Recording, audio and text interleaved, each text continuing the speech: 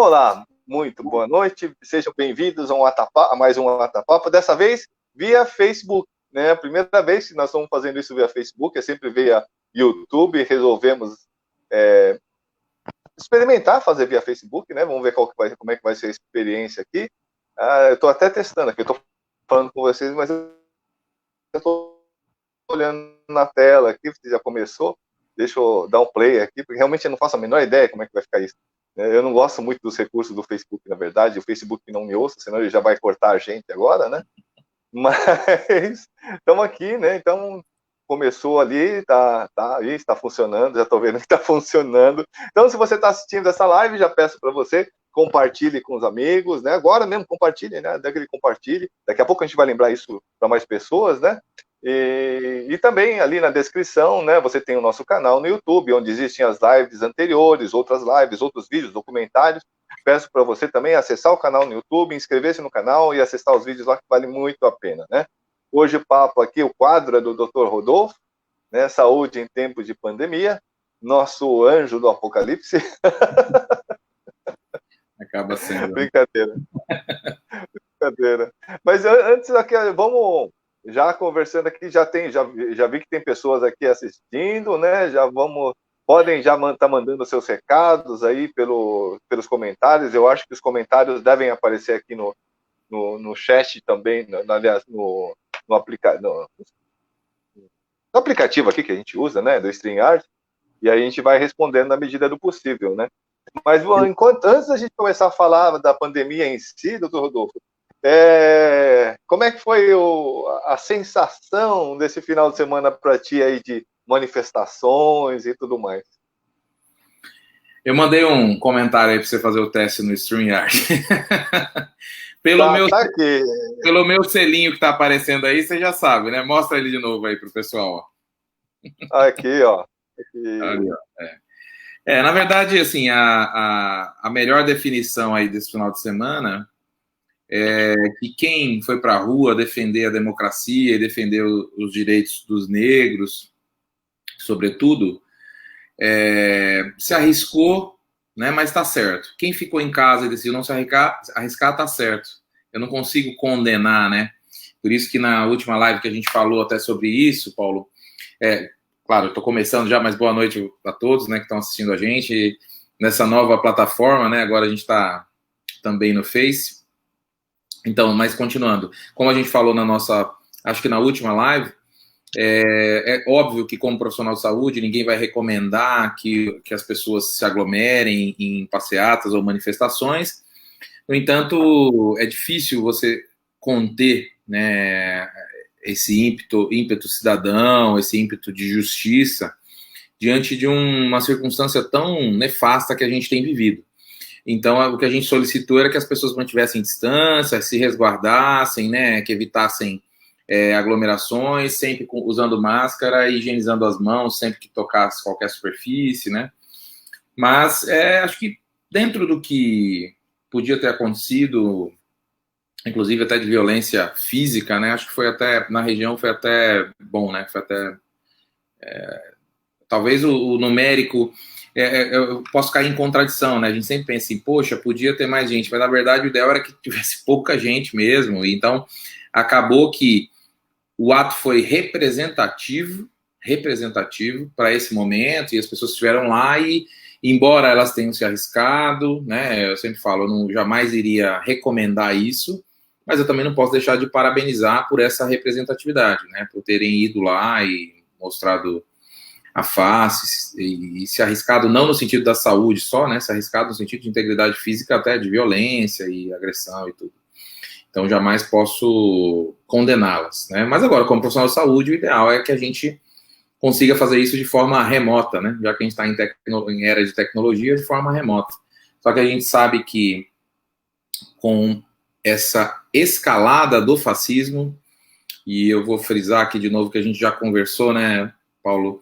É óbvio, para quem... Não sei se no Facebook a gente vai ter um pouco mais de haters, né? Quando a gente fala de escalada do fascismo, vem aquela coisa assim, fascismo e tal. Não é o fascismo do Mussolini, não é o fascismo alemão, conhecido como nazismo. mas é um neofascismo, um fascismo de forma diferente, mas a escalada, a progressão é a mesma. E uma das comprovações disso é essa decisão do Ministério da Saúde de manipular os dados, que a gente vai conversar um pouco mais à frente. Mas isso é típico de regimes totalitários, antidemocráticos e com viés fascistas. Isso não adianta a gente tentar tapar o sol com a peneira, né? Qualquer análise diferente disso, ela está sendo míope, no mínimo, né? Certeza, né? É aquela história, né? Os dados que foram escondidos, né? Durante o surto de foi meningite, né? Durante a ditadura militar. 1972. É um absurdo, né? É um absurdo. E estamos aí revivendo agora uma tentativa de um nazifascismo tupiniquim. Mas eu acho que a gente já pode começar a falar dos dados aqui de Araçatuba, né? São os dados que a gente se propõe a estar colocando, fazer alguns comentários também a respeito do Brasil, no mundo também. Mas antes dos dados, eu já quero te perguntar, o que você acha desta abertura, né? Nesse momento? Eu já perguntei semana passada, mas as percepções sempre vão mudando, tem muitas pessoas ainda achando que não, é uma gripe mais forte, mas vai passar. Não sei, parece que ainda existe muito dessa percepção entre as pessoas. Eu queria que você desse uma avaliada nisso, né? Shopping center, pelo jeito, também estava. Eu ouvi dizer que estava uma fila de carros para entrar, não sei, eu não vi mais nada. Ouvi dizer que o comércio ficou lotado. Essa semana não vi mais nada. Como eu não saio, então realmente não vejo em loco, né? Mas que impressões você tem a esse respeito? Eu estou um pouco parecido com você. Como eu tenho saído o mínimo possível, eu saio para trabalhar, como eu trabalho em serviço de saúde, eu tenho que trabalhar, mas assim, a minha rota é específica para o trabalho. Quando muito, uma vez a cada 15 dias, 10 dias, a depender, tenho que ir ao mercado e tudo, mas a gente evita ao máximo essa exposição. O centro em si, eu outro dia eu passei para buscar uma medicação, inclusive, para minha mãe. Eu percebi que tinha tido movimento, mas já estava, por conta do horário, já estava diminuindo, mas o que se fala é que teve, na reabertura inicial, teve bastante movimento. Do shopping, especificamente, eu não confesso que eu não ouvi falar, tá? Nem que teve movimento ou não, mas você está falando que parece que teve fila para alguma loja, alguma coisa assim, eu não duvido, né? Porque esse clima que você citou, e a gente até falou isso na semana passada, a gente tem que deixar bem claro que a reabertura não significa, de verdade, absolutamente nada, né? Do ponto de vista o vírus ignora completamente isso. A gente falou, né? Não importa se a decisão é do Dória, se é do Bolsonaro, se é do meu pai, não importa, o vírus ignora isso. A prova disso é que semana passada, talvez no máximo uns 10 dias atrás, aquele deputado policial lá do Rio de Janeiro que quebrou a placa da Marielle na campanha, nas eleições de 2018, você se recorda, não vou precisar citar o nome dele, foi a um supermercado e foi interpelado por pessoas por conta do não uso da máscara, viu, Paulo? Ele estava sem máscara no supermercado. E ele zombou das pessoas que o interpelaram e falou que o vírus idiotizava as pessoas, que todo mundo estava ficando idiota. Então, esse deputado que zombou testou positivo ontem para a Covid-19. Embora ele esteja assintomático, e de verdade, espero que fique assintomático mesmo. Eu jamais vou desejar o adoecimento, ou muito menos o óbito de ninguém. E, de verdade, eu sempre falo, eles têm que estar bem lúcidos. Todas as pessoas, isso independente de ideologia política, têm que estar bem lúcidas para observar o que vai acontecer, que é para poder confrontar com a ideia que tinha anterior, né? E poder cair na real, vamos falar o português claro. Ele está assintomático, mas está positivado, né, que a gente fala, está positivado. Então está resguardado, está de quarentena.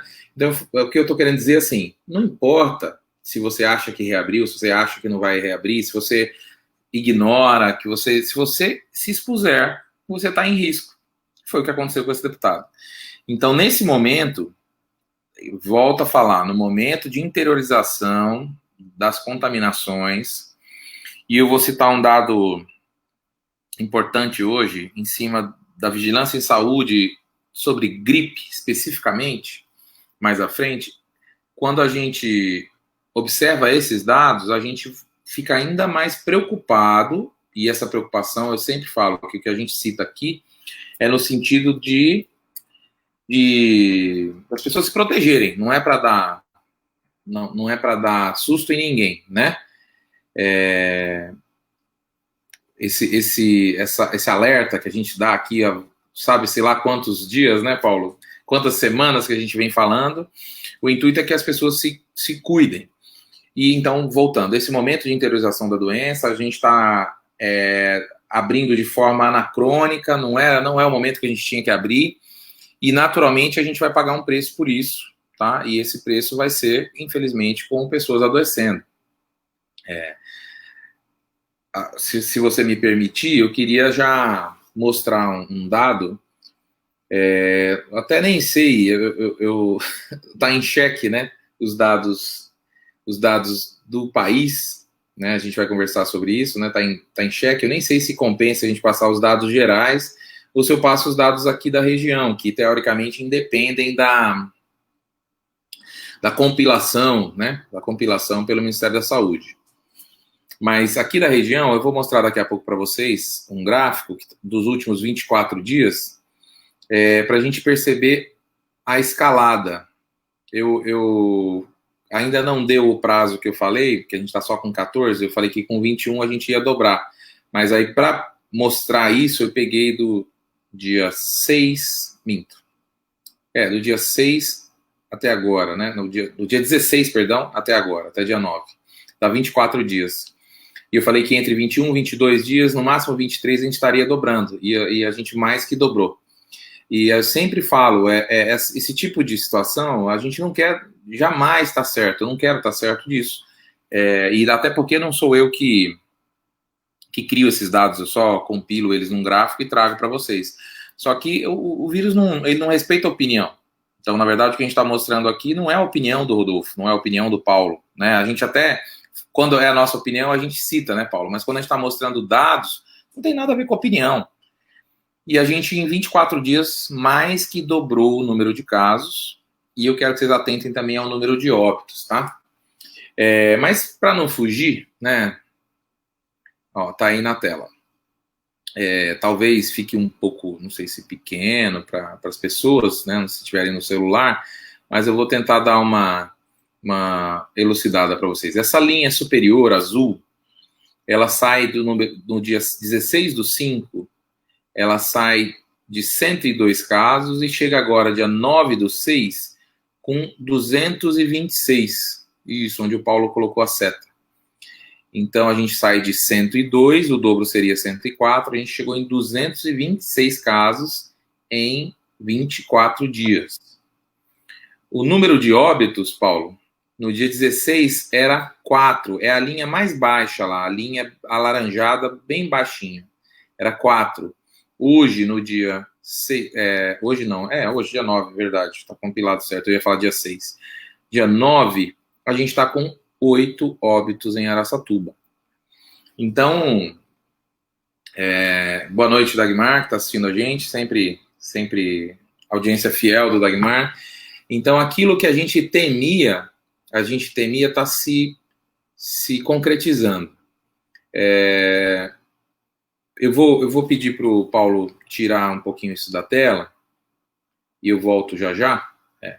Eu vou mostrar os dados do Brasil agora dentro do que a gente tem do John Hopkins, né, do Instituto da Universidade de John Hopkins, que é um total de casos de 739.503 casos, né? Então é bastante, é um número muito alto de casos positivos. A Rose Thieme também está aqui. Boa noite, Rose. Sendo que a gente teve de casos ativos, eu sempre cito que o John Hopkins ele divide isso, né? Então, desses 739.503, tem 375.495 que ainda estão ativos. E foram, do dia de ontem para o dia de hoje, um aumento de 28.616 novos casos, tá? Então, quase 30 mil casos em 24 horas. E o número de mortos é de 1.094, tá? Esse dado é o dado do Instituto John Hopkins. Eu não consegui obter os dados do Ministério da Saúde, porque o Ministério da Saúde, todo mundo está sabendo que... Vamos quebrar o galho do ministro Pazuello, né? Vou quebrar o galho dele para evitar problemas, né? Então, modificou a metodologia de computação. Estavam escondendo o caso mesmo. Se não fala, eu falo. Estavam escondendo o caso mesmo. Mas deixa eu aproveitar aqui, pelos 15 minutos, já estamos com bastante gente aqui, pedir para vocês darem aí o compartilhar, né, chamar os amigos, compartilhem aí na linha do tempo de vocês, para que mais pessoas possam participar aqui desse bate-papo conosco.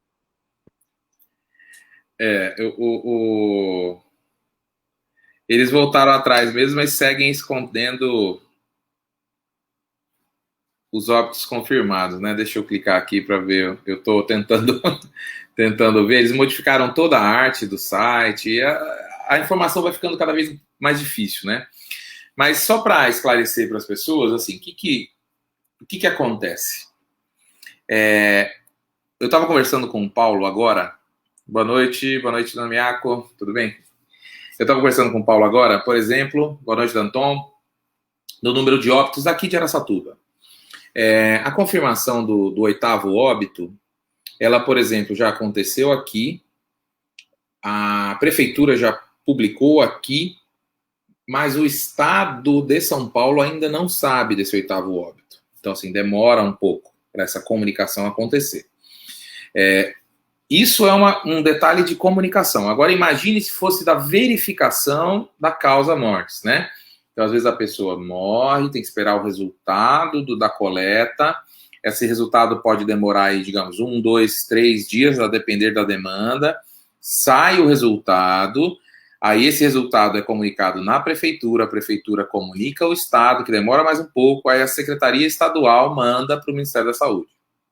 Então, aí podem ter se passado 3, 4, 5 dias ou até mais, tá?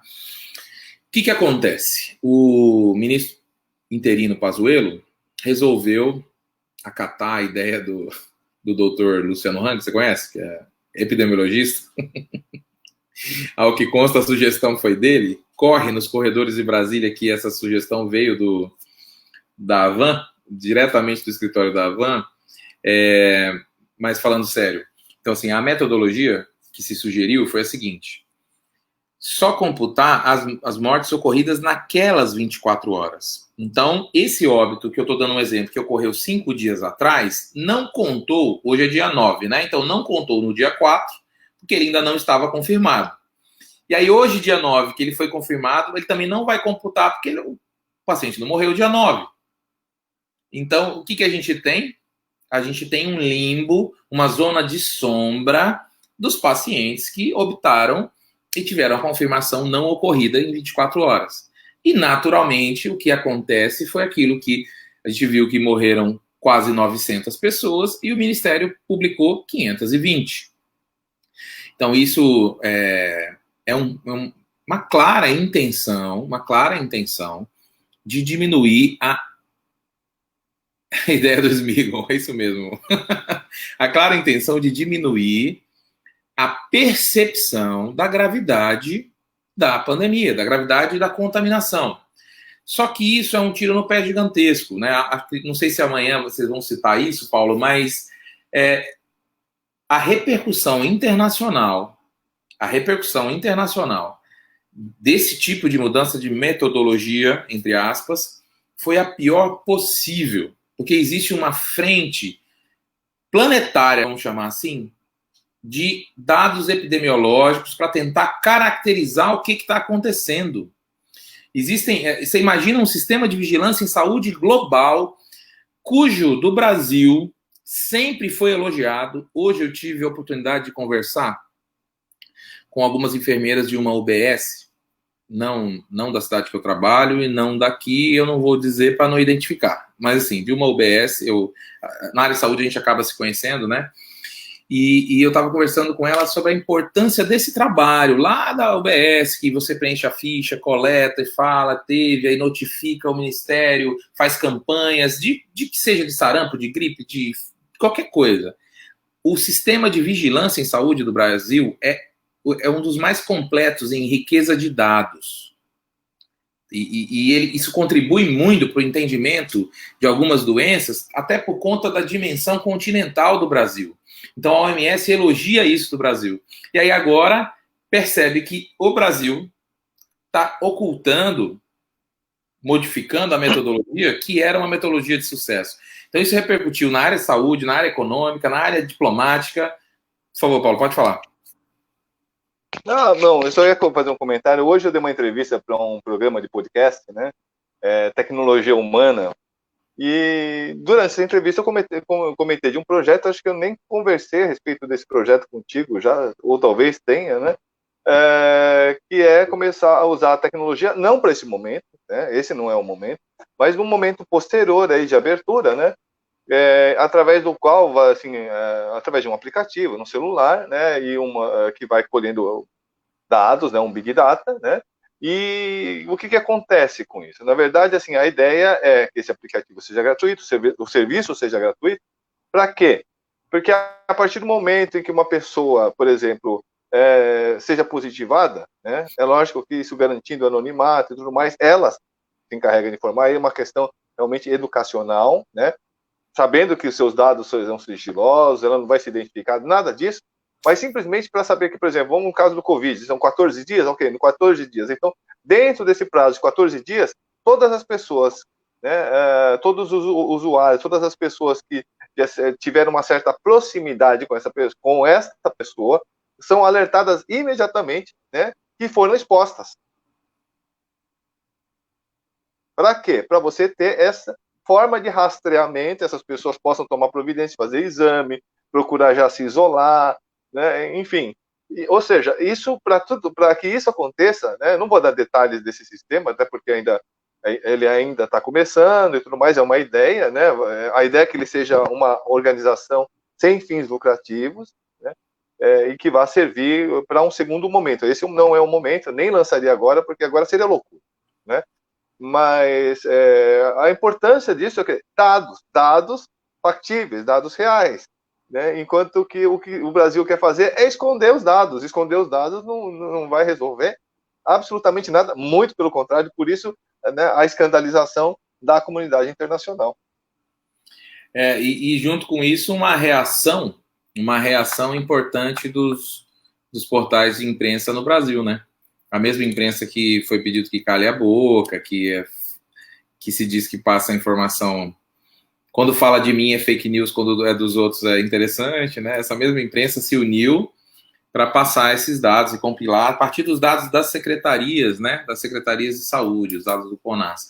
Então é uma reação que eu acho que é importante, assim, a gente compreender isso. Mas só voltando, assim, então eu conversei com esse grupo de enfermagem de uma UBS de um município aqui perto, que a gente estava conversando sobre essas questões, né, de como está lidando, e você falou um ponto importante, assim, a questão do rastreamento epidemiológico, que hoje talvez não seja tão interessante, porque o Brasil já tomou uma proporção de infecção absurda, mas casos de pessoas que tiveram contato com pessoas positivas e essas pessoas não foram testadas, e onde essas pessoas trabalham, as positivadas, não foi feito nenhuma testagem, sabe? Teve várias falhas.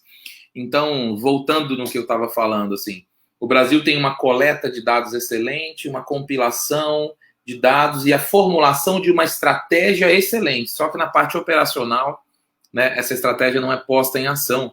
E aí a gente tem isso tudo que está acontecendo, e a gente, é óbvio, né, tem a questão das proporções gigantescas da pandemia, e da novidade, o fator novo, o fator inesperado da pandemia.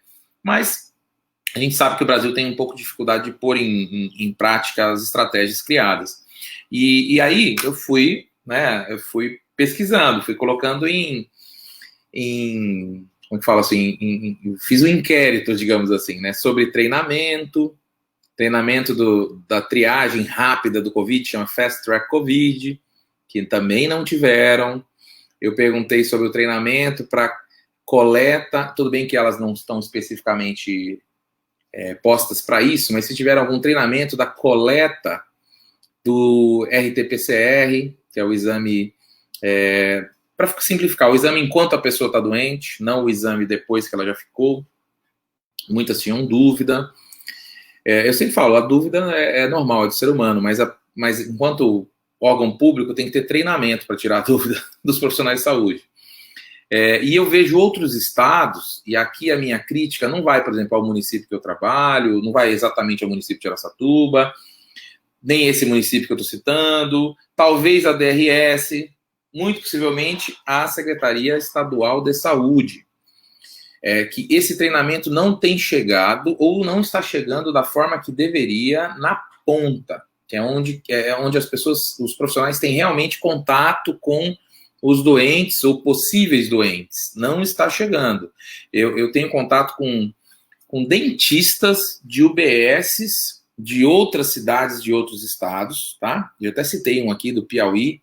Eu tenho muito contato com os meus amigos lá do Piauí, e os dentistas foram treinados, capacitados para atuar nessa triagem rápida do Covid. Então, você entende a diferença da capacitação do profissional de saúde. Por que essa minha preocupação, Paulo? Pelo tema que eu estava citando anteriormente, quando mostrou o gráfico da cidade de Araçatuba. A gente está tendo uma interiorização acelerada da doença. Você vê, em 24 dias, a gente mais que dobrou o número de doentes, e dobrou o número de óbitos. Para nossa sorte, o número de óbitos é baixo. Só que são 8 famílias que estão chorando seus doentes. Então, assim, a gente tem que... não pode aceitar isso como normalidade. Isso não é normalidade, tá? Ah, Rodolfo, todo dia morrem pessoas. A gente entende. O clima não pode corromper o nosso coração de achar que isso é normal, né? Eu jamais vou achar que isso é normal. Sobretudo quando a gente teve tempo de colocar em prática uma estratégia que é como a gente está citando agora. Eu sempre falo que os gestores em saúde, os gestores públicos, perdão, com certeza têm nas suas secretarias municipais e estaduais de saúde, tem pessoas competentíssimas para fazer isso. Tem. Eu tenho conhecimento de vários.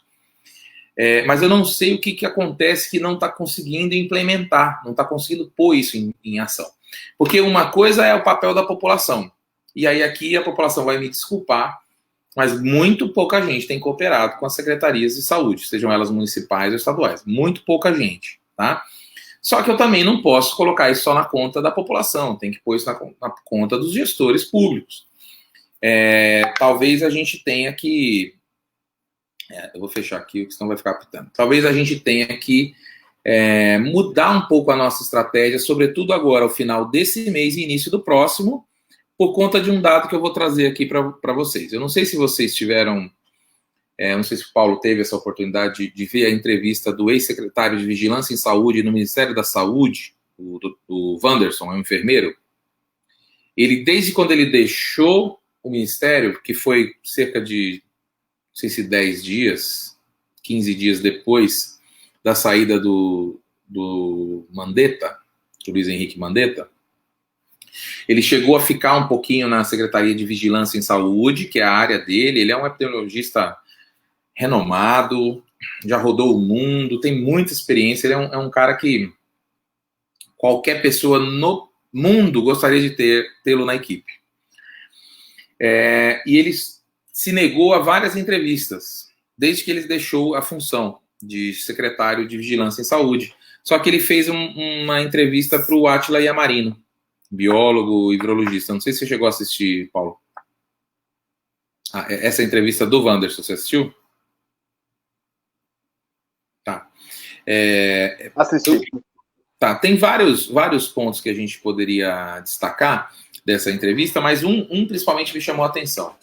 Existe um projeto de vigilância em saúde específico para influenza, que, se eu não me engano, se chama Vigigrip, e que coleta dados, e que desde 2003, não lembro agora, caracterizou um padrão temporal e regional das manifestações de influenza no Brasil, de síndromes gripais no Brasil. E ao que parece, a Covid-19 está seguindo esse mesmo padrão aqui no nosso país. Então, assim, ela é uma síndrome gripal com repercussões multissistêmicas, mas é uma síndrome gripal na essência. Então, assim, ao que consta, o Wanderson, ele descreveu que na região norte, à exceção do estado do Tocantins, é o primeiro local onde a gente tem manifestações gripais num ano aqui no Brasil. É mais ou menos o final do primeiro trimestre. Bateu com o que a gente observou, né? Então, março, né? Um pouquinho para frente, né? Abril, né? Um pouquinho para frente. Bateu, mais ou menos. Na sequência, ele fala que tem uma região que ele chamou de região central, que a gente chama de meio norte, né? Mas ele chamou de região central, é o Piauí, Mato Grosso, ou Piauí, Maranhão, aí inclui o Tocantins e o Goiás, essa região meio que central, nem é centro-oeste, mas também não é nordeste, mas também não é mais totalmente norte, né? Diz que tem um padrão meio errático, cada ano varia um pouco as manifestações de síndromes gripais, né? Então, o padrão é que não tem padrão, essa região não tem muito padrão. E aí, na sequência, vem a região Nordeste, sem o Piauí e Maranhão, a região Nordeste, incluindo Espírito Santo e Rio de Janeiro. Então, vamos imaginar o Nordeste e essa faixa litorânea descendo até o Espírito Santo e Rio de Janeiro. Isso eu estou colocando regional, mas é a sequência, né, de casos, né, de casos de síndromes gripais. E aí, seguindo isso, então, essa região Nordeste, Espírito Santo, Rio de Janeiro, a gente tem, então, a manifestação na região Sul e Sudeste. Sudeste, que região? São Paulo, Minas, que sobrou, né? O resto ficou ou estava incluso na região Norte ou nessa região Central, então São Paulo, Minas, e a região Sul, Paraná, Santa Catarina e Rio Grande do Sul. Aí a gente pergunta assim, bom, mas qual é essa época? É a época do inverno brasileiro, né? Que é agora fim de junho, início de julho. Que, vamos pensar em doenças não Covid, é a época que a gente percebe que a gente fica mais gripado, que a criança resfria, que o vovozinho tem pneumonia. É essa época aqui na nossa região. E aí a gente pode pensar assim, mas acontece que São Paulo já está desde o dia 26 de fevereiro, 26 de fevereiro, com casos de Covid. São Paulo, especificamente, é uma exceção, porque como teve uma disseminação vinda, sobretudo, da Europa, São Paulo é a cidade que mais recebe gente no país inteiro, né, através do aeroporto e tudo. Então, assim, isso aconteceu de forma atípica, tá, na cidade de São Paulo. Se a gente for buscar essa manifestação temporal nas regiões, isso significa que agora, final de junho e o mês de julho, é que a gente vai começar a ter problemas. É agora. E, inclusive, ele cita um dado interessante que, se a gente observar, né, as faixas do globo, né, zona temperada, né, essas faixas do globo, isso talvez justifique o fato de alguns países como Argentina, Uruguai, estarem começando agora a ter os seus problemas de síndromes gripais e Covid. Tá? Então, pode ser que esses países que outrora foram usados como referência não sejam tão assim, porque, na verdade, os fatores são tantos, né, de contaminação são tantos, que cada um está acontecendo no seu tempo, vamos dizer assim, né? Então, esse dado serve para a gente entender o quê? Que além dessa aceleração da interiorização da contaminação, que é visual. Você vai olhando os mapas da Secretaria de Saúde, você percebe os pontinhos com o número de casos cada vez mais vindo para a região norte e oeste do estado de São Paulo. Juntando com esse dado do sistema do projeto Vigigripe, então a gente vai sim começar a ter um boom no sentido de rampa ascendente, um estouro no nosso número de casos. E aí eu peço para o Paulo colocar na tela de novo o gráfico de Araçatuba, por favor, Paulo. Eu até poderia colocar aqui, mas estou tão acostumado a pedir para você colocar que fica melhor. Essa linha superior em azul, um pouco mais escuro, na ponta esquerda é o dia 16/5, a gente tinha 102 casos. Olha a tendência de curva, sobretudo nos últimos dias, tá? Chegando a 226 casos. Então, a gente mais que dobrou em 24 dias, tá? Então, a gente sabe que a gente começou a subir uma montanha, como disse o Wanderson, da Secretaria de Vigilância em Saúde, né? A gente sabe que a gente começou a subir uma montanha, mas não sabe que altura exatamente ela tem, se ela vai ter um platô no meio do caminho para a gente poder descansar e respirar. E considerando que, aí pode voltar para a gente, Paulo, por favor.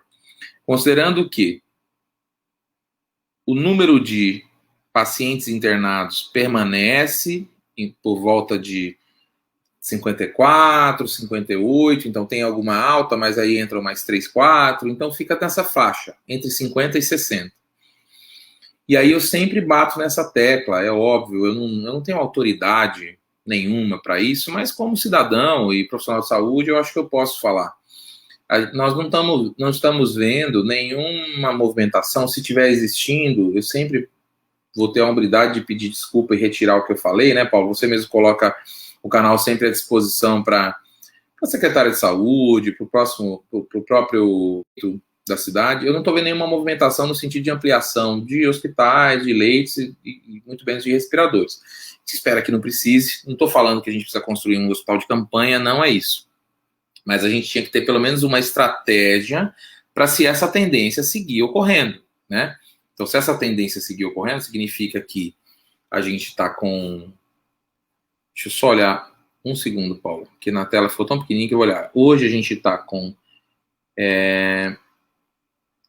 19 pacientes internados, hoje 19 pacientes internados, e a gente não tem muito mais do que isso de leitos de UTI. Óbvio, não estou falando que os 19 estão em UTI, por favor, não é isso que eu estou dizendo.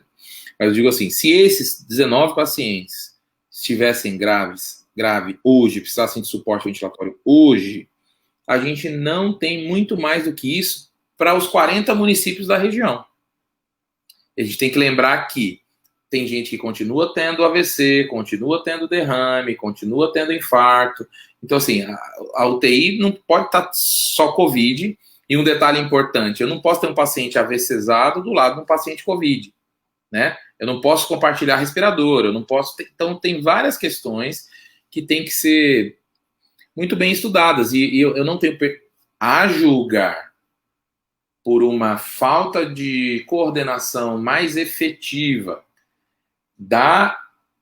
do Departamento Regional de Saúde ou da Secretaria Estadual de Saúde com os municípios da região, a julgar por isso, eu acredito que muito possivelmente a nossa Secretaria Municipal de Saúde também não tenha um plano estratégico para uma crise, vamos chamar assim, para uma crise. Eu acredito que não tenha. Se tiver, peço desculpas, tá? Não estou querendo criar polêmica nenhuma, mas eu estou querendo levantar uma reflexão.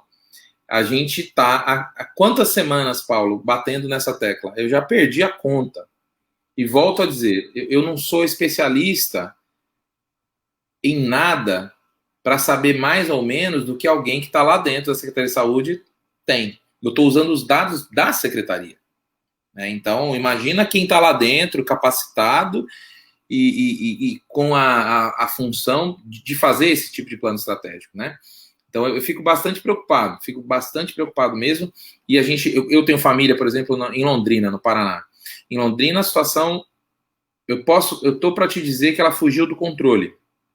Londrina tem mais de um mês que fez a reabertura e os casos saíram de 290, 300 para 600 e muito, num curto espaço de tempo.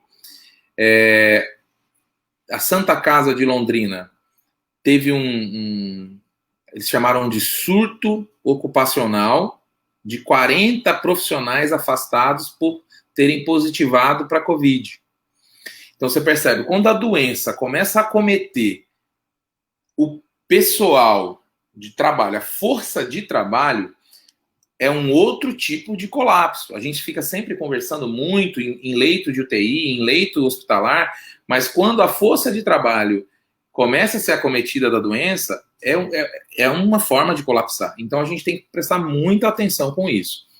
Eu queria me solidarizar aqui com a família de uma enfermeira, uma técnica de enfermagem que faleceu ontem.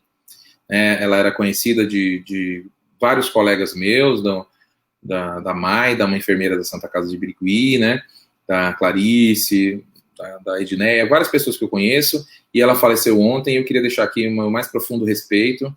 Se eu não me engano, o nome dela é Vera, tá? Para a família da Vera, pelo ocorrido, tá? A gente lamenta bastante. E é força de trabalho, né? Força de trabalho.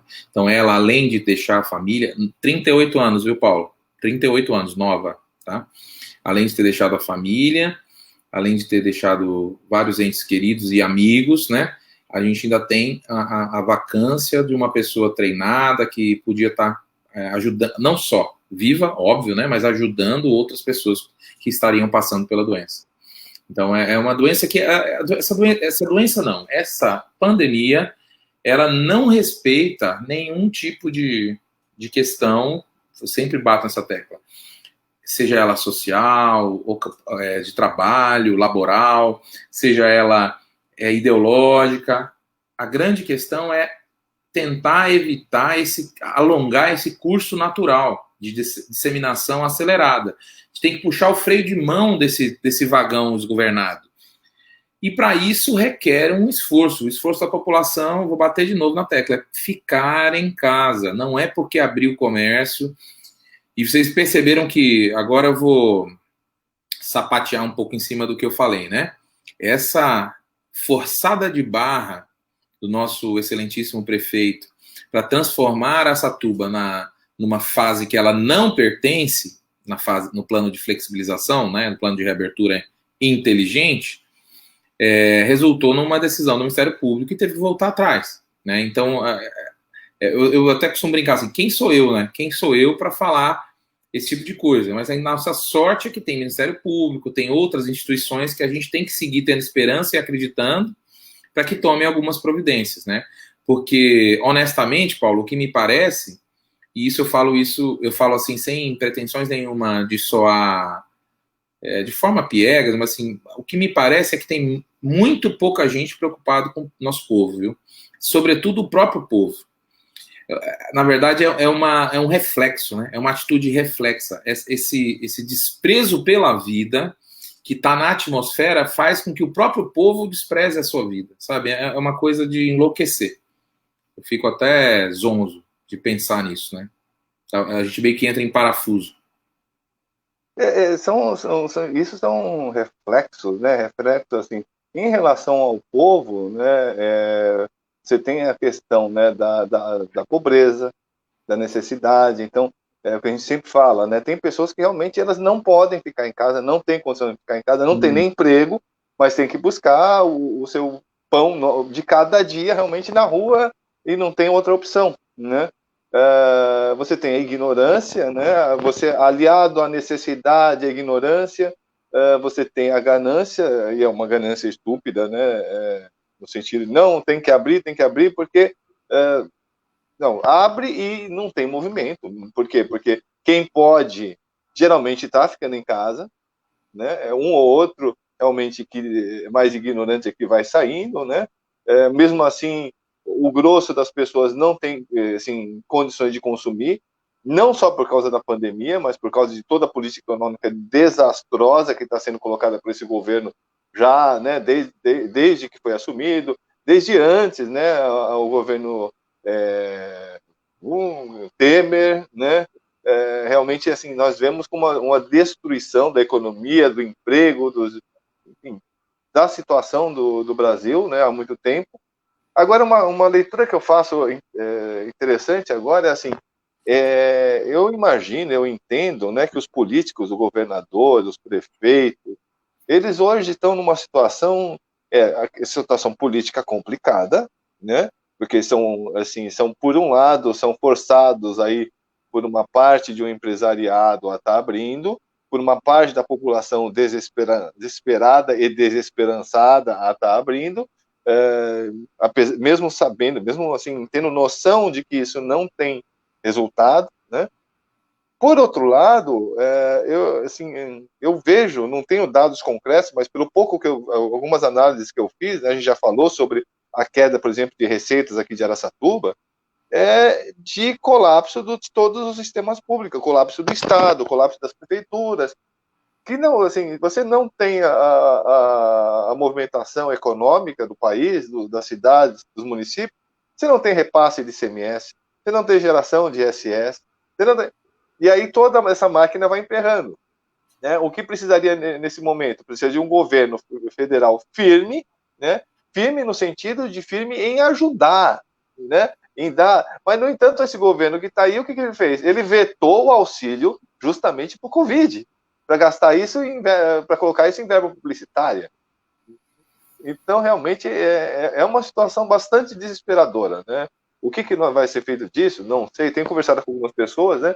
Que quais seriam as saídas? A saída ideal, o governo federal abrir as torneiras, injetar recursos nos municípios, nos estados, aumentar, não é para abaixar para R$300 o auxílio emergencial, mas aumentar não só o prazo, como o valor desse benefício, porque esse é o benefício, é o que vai conseguir movimentar a parte básica de toda a economia, que é o quê? A alimentação. Né? Não existe economia se não tiver alimentação. Então, a partir disso tudo, é que a coisa pode ter pode se chegar em alguma coisa, ou pode pelo menos se manter algo, né? Mas o que nós temos agora é a destruição completa. E o que fica flagrante também é que a gente teve mais tempo, né? O Brasil teve bastante tempo para pensar mais uma vez falando, um plano estratégico que envolvia não só a doença, mas envolvia essa recuperação que seja temporária dos déficits municipais e estaduais, né? Mas a gente perdeu bastante tempo distraído numa queda de braço totalmente assimétrica, né? Como que a União entra em queda de braço com os estados e municípios num momento de pandemia. Você falou um aspecto importante, Paulo. É óbvio, se alguém entendeu diferente isso de mim, eu peço desculpa, né? Mas, assim, é óbvio que quando a gente se refere da população não estar ajudando, não estar percebendo o valor da própria vida, considerando aqueles que poderiam ficar em casa, que têm o recurso de ficar em casa e, no entanto, não ficaram, né? Normalmente, a maior parte da população é pessoas menos favorecidas, que acabam tendo uma instrução um pouco menor, ou uma dificuldade de compreender essa decisão que foi posta para eles. A gente já falou isso aqui no canal. Essa decisão não devia ser... não devia cair no colo da nossa população de escolher entre ou eu vou para a rua, me arrisco e contamino e posso até morrer, ou eu passo fome, né? O país teve tempo para pensar numa estratégia desse tipo, tem recurso para pensar numa estratégia desse tipo. A prova disso foi, você acabou de citar, né? Recurso para investir em propaganda, em site de fake news, isso aí tem recurso para ajudar banco, o BNDES está... Mais de $1 trilhão para os bancos. Criando R$1 trilhão.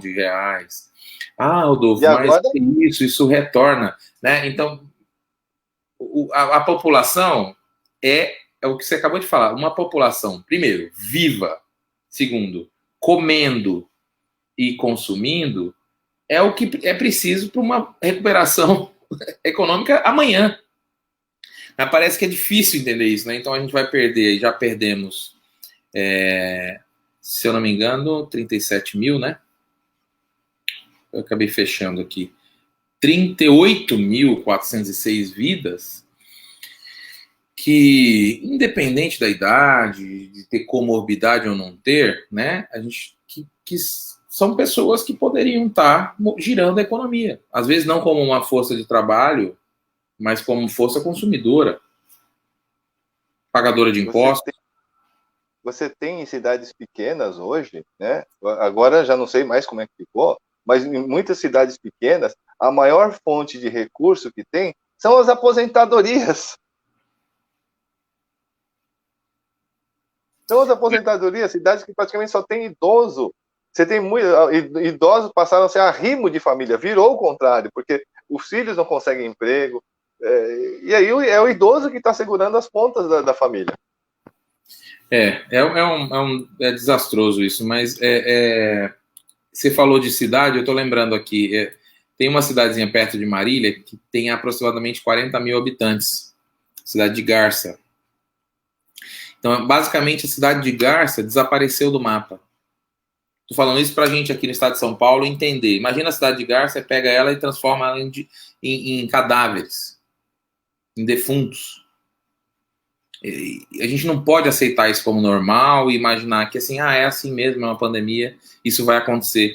A gente não pode perder a capacidade de se indignar diante da morte, sobretudo quando no fato de serem mortes que poderiam ser evitadas ou no mínimo diminuído o seu número com ações do poder público, que só existe para fazer isso.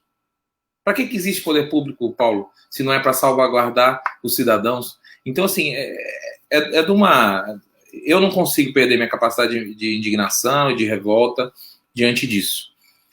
Então, hoje a gente já fez os dados gerais, a gente já falou dos dados de Araçatuba, vou reforçar mais uma vez, galera de Araçatuba e região, se puder ficar em casa, fique, se tiver que sair, saia só para o essencial, com máscara. Eu tenho visto muita gente sem máscara, e sempre higienizando as mãos, tá? Usando álcool gel. Se tiver que trabalhar, cobre do seu empregador EPIs e condições dignas de trabalho. A gente está vivendo uma pandemia. Se você se contaminar e morrer, o seu empregador vai colocar outro no seu lugar e você não vai ter direito nem a velório. Então, cobre do seu empregador condições mínimas de trabalho na pandemia. Eu conheço muitas pessoas que são operários, vamos chamar assim, né, proletário, e eu sempre estou sondando, tem álcool gel, tem máscara? Alguns têm, outros não, tá tudo normal. Não cobre do seu empregador. Percebe agora eu vou falar para as pessoas que estão assistindo a gente, percebe agora a importância do sindicato, que convenceram você que sindicato era para vagabundo? Vocês percebem a importância do sindicato? Desculpa a minha revolta, mas o sindicato é para te proteger, porque agora você teria o sindicato para ir lá e dizer assim, olha, o meu patrão não está me dando condições de trabalho, e o sindicato, de forma impessoal, chega lá e aciona. Agora, te convenceram que você e o seu empregador têm condições de negociar, e isso basta. Chega para o seu empregador agora e exige você diretamente condições de trabalho. O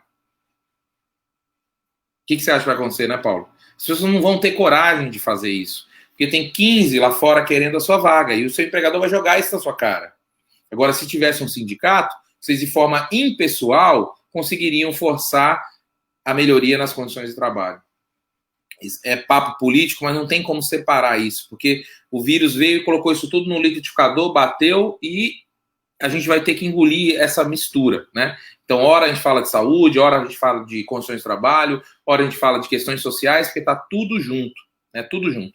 E embora o vírus tenha começado pelas classes mais altas, né? Para quem viajou para a Europa, para quem viajou não sei para onde, para quem veio de São Paulo, quem está morrendo mesmo é quem está na periferia e não tem nem sabonete para lavar a mão. A gente falou sobre os dados do Ministério da Saúde, mascarados para dar uma falsa sensação de que está tudo bem, que está acabando. Olha, agora a gente começou uma tendência de queda nas mortes diárias. Por que ele quer criar essa tendência? Para dar essa sensação de que a gente está descendo a curva dessa montanha que a gente nem sabe o tamanho. A gente nem sabe o tamanho dessa montanha, né?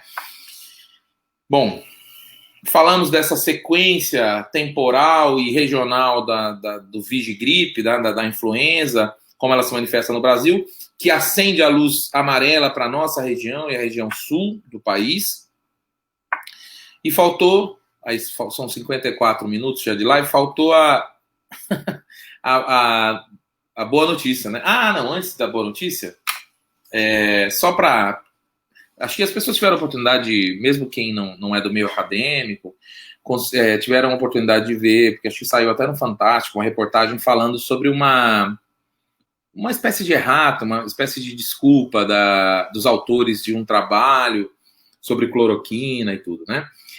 Só para deixar isso claro, de uma forma mais palpável, o que aconteceu foi o seguinte: a base de dados desse artigo, é um artigo, tá? Não é a cloroquina ou o uso completo, esse artigo, a base de dados desse artigo, que contava com 96 mil pacientes, então você imagina o tamanho da base de dados, 96 mil pacientes do mundo inteiro, ela foi questionada por alguns autores, sobretudo pela velocidade de compilação, publicação, inclusive de metodologia estatística.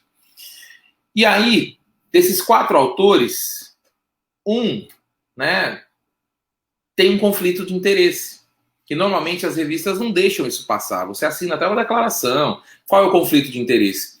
Ele é dono da empresa que fez a compilação dos dados, desses 96 mil casos. E aí os outros 3 revisaram os dados e perceberam algumas incongruências. E eles são autores, pesquisadores, confiaram nesse 4º cidadão. Aí eles pediram, vamos auditar esses dados, vamos ver se eles estão corretos. Afinal, na sua linguagem, né, Paulo, é um baita de um Big Data, 96 mil prontuários, associados com dias, tudo isso, né? Então, cada paciente ficou entre 14 e 20 e tantos dias internado. Então, assim, é muito dado para avaliar. E aí, o próprio 4º autor falou, não, ninguém vai auditar os dados, não, os dados estão corretos. E a empresa também negou, não vai auditar os dados. Então, pôs sob suspeição o trabalho. Aí os outros 3 autores falaram assim, então a gente está tirando, é o que chama de despublicando o artigo. Aí a Lancet verificou isso e falou, os próprios autores estão dizendo, várias pessoas observaram algumas incongruências, então a gente está despublicando o artigo. Esse é um artigo que avaliava, vamos chamar assim, alguns malefícios do uso da cloroquina. Mas existem outro número de artigos bem grande que mostra que ela é, no mínimo, inócua. Tá? Então, foi um artigo dessa base de dados de 96 mil. Por que teve um peso muito grande? Porque quando saiu um artigo com um número de pacientes desse porte, você fala assim, rapaz, o que ele disser, bateu o martelo. Quando pôs em questão, aí ficou parecendo, então, não bate mais o martelo, então pode cloroquina. Não mudou nada. Tá? Foi um artigo, especificamente, que foi posto em xeque a apuração dos dados, tá? A fidelidade dos dados. Mas todos os outros artigos continuam demonstrando a ineficácia do uso da cloroquina. E eu sempre falo, por que eu estou citando isso? Eu não tenho nada contra a cloroquina, eu sou contra o uso político da cloroquina. Porque tudo que traz falsa esperança, como o uso da cloroquina tentou fazer, e agora a falsa esperança de que o Brasil chegou no pico e já vai começar a cair, vão todo mundo normalizar e está tudo certo, que é o mascaramento dos dados. Toda vez que tiver isso, vai estar o Rodolfo aqui, o Paulo Sanda aqui para desmentir. Toda vez que aparecer isso aqui, se eu tiver força, a gente vai estar aqui para desmentir. Esse é o nosso compromisso. E agora, para fechar, se você me permite, Paulo, a última boa notícia é assim. Embora, tem que começar com uma má notícia, né? Embora já existam 4 coronavírus conhecidos que sazonalmente contaminam a gente acha que gripou, isso já existia antes do Covid, esses coronavírus não deixam na gente uma imunidade de longo prazo. Mas parece que o pouco que fica dessa imunidade, de uma forma simples, assim, pode de forma cruzada, né? Então, assim, não é a imunidade específica para o SARS-CoV-2, mas pode, de uma forma cruzada, diminuir a manifestação, a virulência desses patógenos nas pessoas. Isso veio de amostras de sangue de pacientes, as amostras foram coletadas em 2003, 2005 e 2008, contaminados por outros coronavírus, que foram preservadas as amostras de sangue, os linfócitos separados, e agora, com fragmentos do SARS-CoV-2, percebeu-se que esses fragmentos conseguem ativar a resposta imunológica nesses linfócitos, tá? Então é uma esperança de que talvez a gente consiga, no mínimo, ter uma atenuação com o passar do tempo, uma atenuação dos efeitos deletérios da doença, graças a uma imunidade adquirida, que a gente não sabe se vai ter uma memória muito longa ou curta, mas que vai sim, tudo indica que vamos ter uma memória, porque entre 75% e 80% das proteínas do vírus são mais ou menos as mesmas para todos esses tipos de coronavírus, né? E isso que modifica entre 20% e 25%, modifica muito, são vírus totalmente distintos, mas o que fica parece ser o suficiente para gerar algum tipo de imunidade. É um trabalho ainda incipiente, né, mas traz um pouco de esperança. Eu sempre falo, não vou terminar mais só com notícias ruins, então, resumindo, há indícios de que a imunidade cruzada com outros coronavírus possa ter eficácia não na não contaminação, não significa que você não vai se contaminar, mas na atenuação da carga viral e, consequentemente, dos sintomas e sinais da doença. Ok? Mas isso, de qualquer forma, não quer dizer que o distanciamento social não seja necessário, né? Todos os cuidados, muito pelo contrário. Eu estava aguardando aqui para falar, né? Assim, sobre a questão, né, das ações, né? A gente fala, não politizar, mas não tem como não politizar, porque o Brasil está sofrendo de 2 vírus tremendos, né? O mais recente é o Covid-19 e o que, assim, que está causando maior estrago já há mais tempo é o Bolsonaro 17, né? Esse realmente é terrível, já vem destruindo muitas vidas há mais tempo, e agora um potencializa o outro. E se você, por acaso, tem alguma dúvida, é fácil. Quantos bilhões de habitantes tem na China? 2 bilhões? E quantas mortes houveram na China? 4.634. E no Brasil, 200 milhões de habitantes com 38 mil mortes.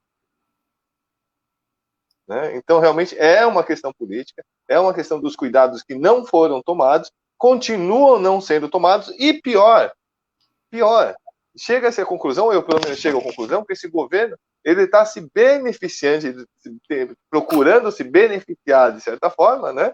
A gente já viu, né, no famigerado vídeo da reunião ministerial, onde o ministro do Meio Ambiente, o Salles, diz: vamos aproveitar que agora estamos passando por essa tranquilidade por causa do vírus, para passar a boiada, para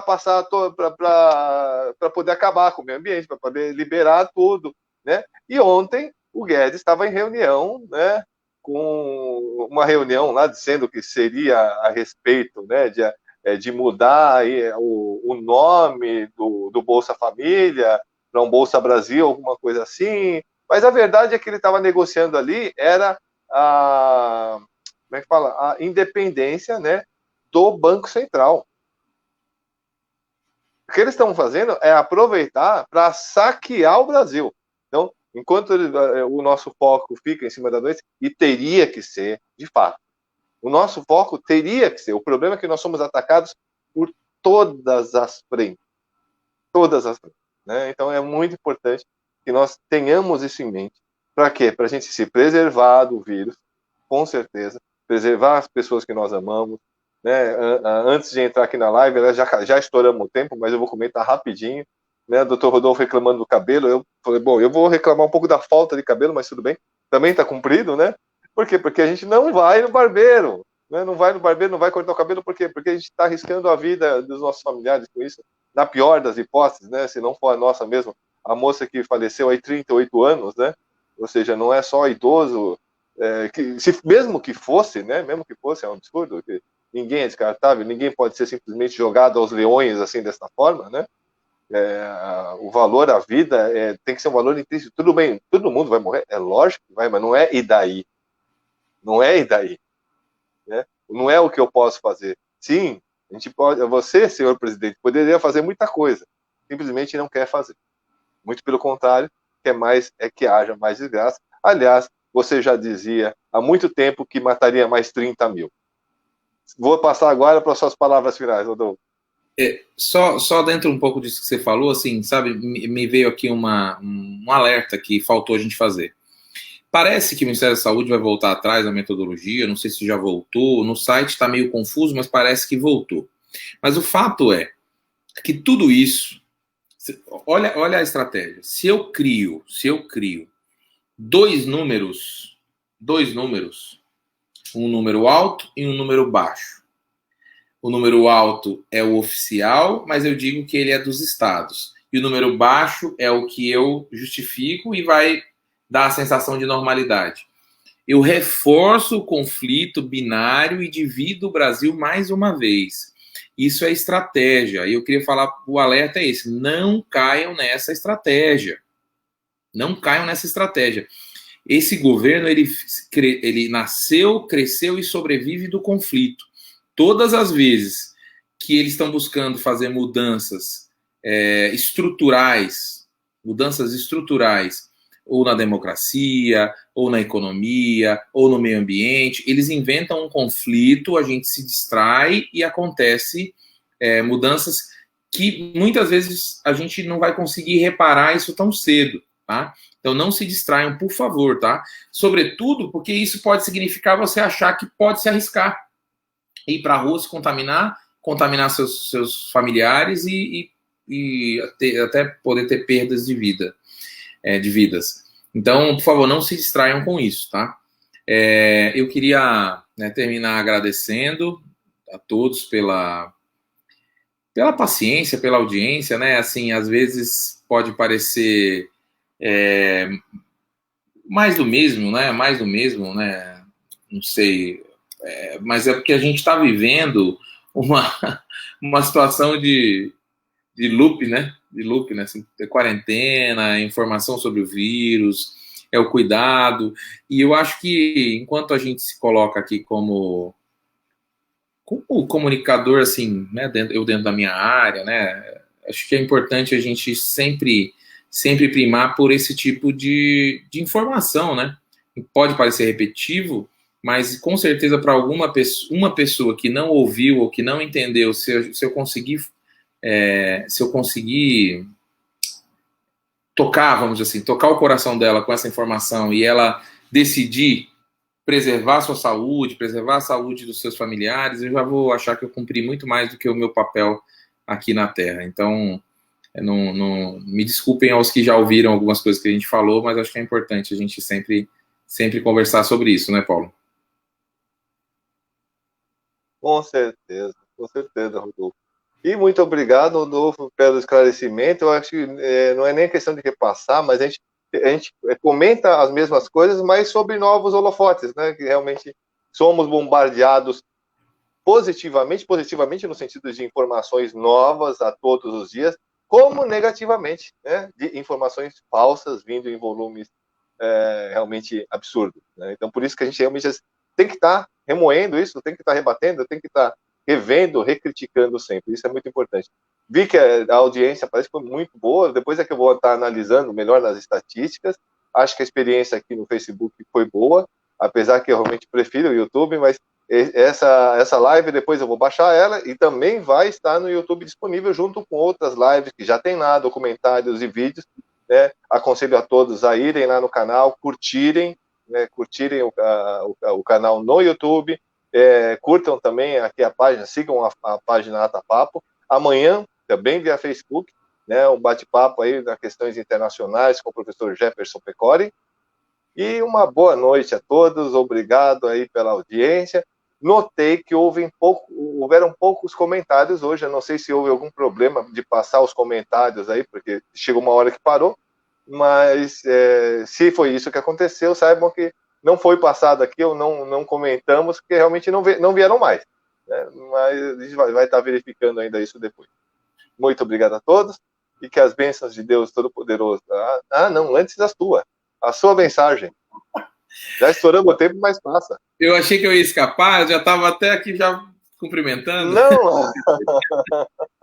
Não, acho que a frase que eu queria trazer hoje é assim, que esse clima dessa doença, esse clima circunstancial da doença, não significa que a gente precisa estar doente, né? Então, o clima de doença, a doença em si, não significa que o ser humano está doente. Acho que a verdadeira doença, sim, né?